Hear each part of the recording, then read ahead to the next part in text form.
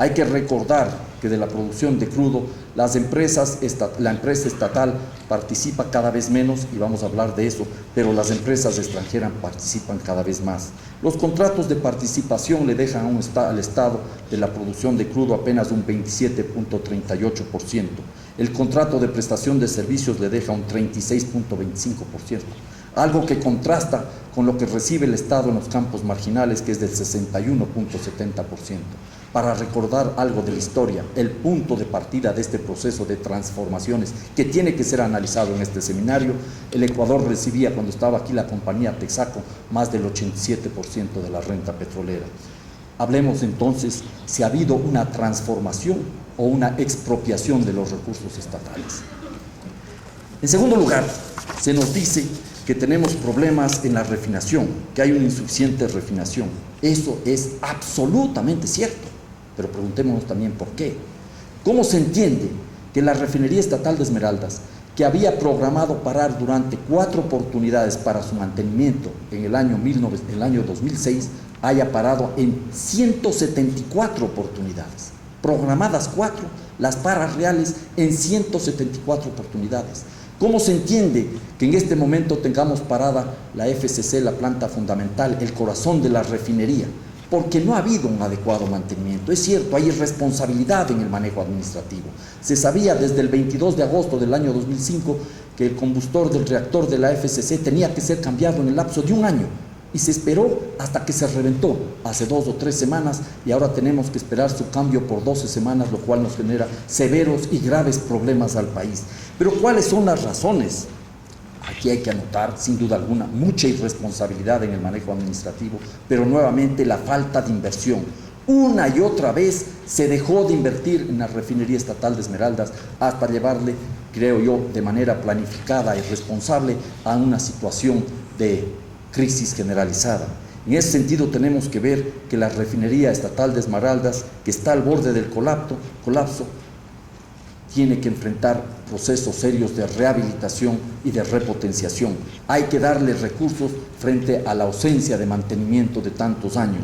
Y yo creo que también deberíamos recordar en este instante cómo funciona la empresa estatal, no solo la refinería, sino Petroecuador en su conjunto, como una empresa o como un ente burocrático cualquiera. Cualquier operación que supere los $150.000, $170.000 tiene que ser aprobada por la Procuraduría General del Estado. ¿Se imaginan ustedes inversionistas privados que pueden ser eficientes en esas circunstancias, que tienen que esperar 8 o 9 meses a que llegue alguna máquina que se requiere con urgencia para poner en marcha? ¿Se imaginan que eso es parte de la transformación y quiénes lo han hecho?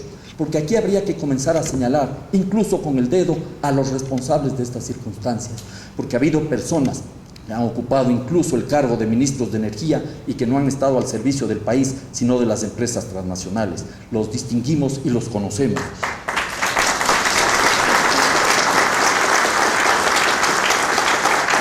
¿Es esto transformación? ¿Es este un fracaso del Estado o es son responsables quienes, a pretexto de la transformación estructural, dieron paso al debilitamiento perverso de la empresa estatal de petróleo?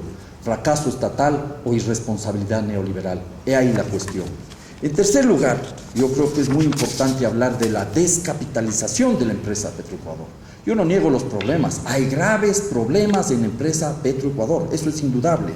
Y yo creo que es muy cierto que tenemos limitaciones de capital y es muy cierto que requerimos el aporte de la inversión privada, sobre todo extranjera, eso es indudable. Pero preguntémonos, ¿por qué no tiene los recursos suficientes la empresa estatal de petróleo? Porque no se los han dado, porque no ha querido el gobierno, los gobiernos de turno, darles los recursos que requiere.